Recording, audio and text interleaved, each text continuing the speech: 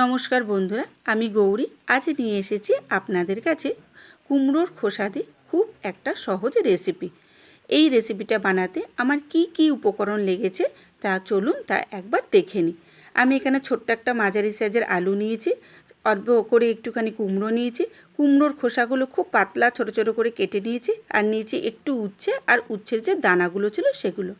একটা প্যানের মধ্যে আমি একটা শুকনো লঙ্কা হালকা একটু ভেজে নিয়েছি। শুকনো লঙ্কাটা যখন হালকা ভাজা হয়ে আসবে তার মধ্যে আমি কটা বড়ি দিয়েছি। বড়িগুলো হালকা একটু ভেজে আমি তুলে নেব। এরপরে ওই একই তেলের মধ্যে আমি কটা বাদাম হালকা ওর মধ্যে দিয়ে বাদামগুলো হালকা ব্রাউন কালারের মতন করে ভেজে নিয়েছি। তারপরে সেই তেলের মধ্যে আমি একটু পাঁচফোড়ন দিয়েছি।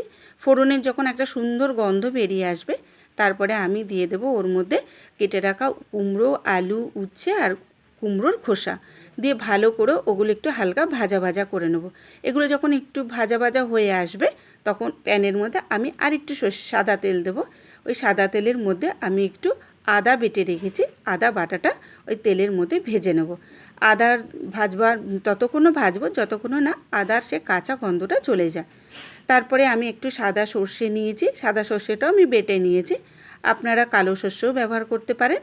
এবং সাদা সর্ষে আর আদা ভালোভাবে যখন তেলের মধ্যে ভাজা ভাজা হয়ে আসবে তখন সমস্ত ওই ভাজা মশলার সাথে কুমড়ো ভাজাটা একসাথে মিশিয়ে নেব। মেশানোর পর আমি একটুখানি যে বাদাম, বড়ি আর শুকনো লঙ্কা ভেজেছিলাম একটু গুঁড়ো করে নিয়েছি। সেই গুঁড়ো করা বাদাম, বড়ি আর শুকনো লঙ্কাগুলো ওর মধ্যে ছড়িয়ে দেব। ছড়িয়ে ভালো করে কুমড়োর মধ্যে মিশিয়ে নেব।